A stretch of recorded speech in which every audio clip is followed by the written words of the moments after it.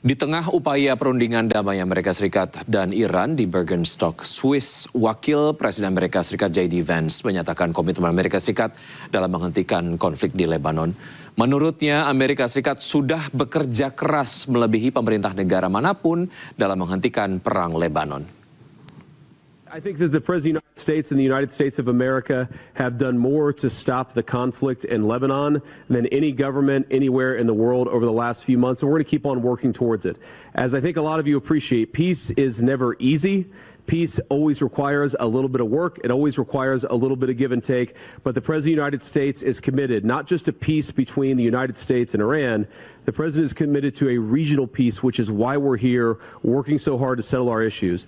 The one last comment I want to make is what today really represents is the beginning of a technical negotiation that's not going to solve every disagreement, but is going to allow us to sit together as teams for the first time really in history to figure out what matters most to the respective parties, to settle those issues, to solve those issues, and get to a better tomorrow. The reason why the political leadership of the respective countries is here is because we wanted to, first of all, set up the structure for these technical negotiations, and second of all, make sure that our teams have our full support. They can always call on us through any barriers. We got a lot of work. We're excited to do it. Usai melancarkan serangan ke Lebanon Selatan, Israel dihantam drone peledak Hizbullah. Serangan Hizbullah tersebut merupakan serangan balasan atas upaya pencaplokan wilayah Lebanon oleh Israel. Drone peledak pejuang Hizbullah berhasil menembus langit Israel. Drone Hizbullah tersebut meledak di dekat permukiman pendudukan Israel. Ledakan besar membuat sejumlah warga Israel ketakutan dan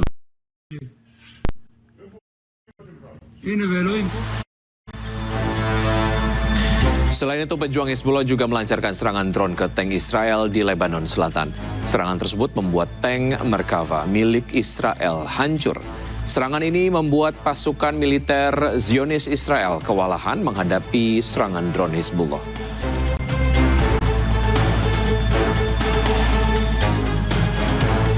Swiss Amerika Serikat mengancam Israel yang terus melanggar gencatan senjata. Nasib perjanjian damai Amerika Serikat dan Iran di ujung tanduk. Of the world superpower. If I was in the cabinet of the Israeli government, I might not be attacking the only powerful ally that I have anywhere left in the entire world. Amerika berikan ancaman kepada Israel yang terus melanggar gencatan senjata dan membuat perjanjian damai AS-Iran di ujung tanduk. Israel tak kunjung berhenti di selatan saat AS dan Iran sampai kata damai. Hal ini sangat mempengaruhi perjanjian AS-Iran karena penarikan pasukan Israel di Lebanon dan penghentian serangan di Lebanon masuk ke dalamnya. Netanyahu bergeming. Ia menekankan pemerintahan Israel berdiri sendiri dan tak bisa dipengaruhi oleh Amerika. You know, in the United States, they say that President Trump does everything that I ask him to do. And in Israel, they say that I do everything he wants me to do. Well, neither is true. We're leaders of independent and proud countries. We stand for our interests. I stand for the interests of Israel. Hubungan Amerika Serikat dan Israel saat ini mengalami keretakan yang signifikan menyusul perbedaan strategi terkait upaya damai AS-Iran dan konflik di Lebanon. Ketegangan diplomatik memuncak setelah pemerintahan Presiden AS Donald Trump menempuh jalur diplomasi dengan Iran. Sementara itu, Amerika Serikat menekankan akan mencairkan aset Iran. Namun Iran diharuskan belanja bahan makanan dari Amerika. Nobody does that. And I think Iran, I can say on a sort of a different scale, is in its own way working out very well. Maybe it's hard to say just as well, but maybe almost just as well. And we're doing very well in terms of negotiating a fair and reasonable deal. One of the things that we are doing also, and it came up last night, is money that's being unfrozen is going to be used to buy food, and the food's going to be bought exclusively through the United States from our farmers. And corn, soybeans, all of the things they need are going to be bought from our farmers. So our farmers are very happy.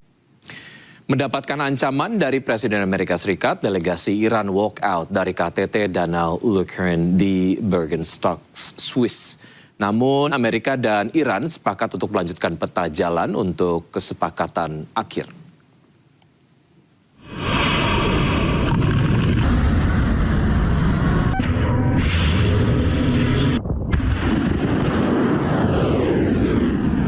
Wajah tegang Perdana Menteri Pakistan Shehbaz Sharif terlihat jelas melihat delegasi Iran tiba-tiba keluar dari ruang pertemuan KTT Danau Lucerne di Bergenstock, Swiss. Arachi sempat menghampiri Sharif sebelum keluar, sementara Wakil Presiden Amerika J.D. Vance muncul dengan raut wajah kebingungan. J.D. Vance pun menghampiri Sharif dan Panglima Militer Pakistan Syed Asim Munir. Belakangan baru diketahui delegasi Iran walk out setelah membaca ancaman Presiden Amerika Serikat Donald Trump terhadap Iran dan Lebanon melalui media sosialnya. Meski diwarnai aksi walk out, Pakistan dan Qatar sebagai mediator pertemuan tingkat tinggi pertama Iran mengeluarkan pernyataan bersama bahwa baik Amerika dan Iran sepakat untuk mengakhiri perang. Kedua negara akan melanjutkan peta jalan untuk kesepakatan akhir dalam waktu 60 hari dan membentuk tinggi yang akan mengawasi proses mediasi. Komite akan berfokus pada isu nuklir, sanksi, serta Hormuz. Towards it. As I think a lot of you appreciate, peace is never easy. Peace always requires a little bit of work. It always requires a little bit of give and take. But the President of the United States is committed not just to peace between the United States and Iran. The President is committed to a regional peace, which is why we're here working so hard to settle our issues. The one last comment I want to make is what today really represents is the beginning of a technical negotiation that's not going to solve every disagreement, but is going to allow us to sit together as teams for the first time really in history to figure out what matters most to the respective parties, to settle those issues, to solve those issues, and get to a Amerika dan Iran juga sepakat membentuk unit penghentian konflik bersama Lebanon difasilitasi mediator untuk memastikan kepatuhan terhadap penghentian operasi militer di Lebanon. Pembicaraan teknis akan terus berlanjut hingga akhir pekan ini di Swiss. Seperti itu hengkangnya Menteri Luar Negeri Iran Abbas Araghchi dari pertemuan damai disinyalir karena pernyataan pihak Amerika Serikat yang terkadang di luar dugaan. Meski begitu perundingan pada akhirnya berjalan dan rasa optimisme akan perdamaian muncul. Dan berikut adalah pernyataan pakar politik Timur Tengah Nasir Tamara dalam program iNews Sore beberapa saat lalu.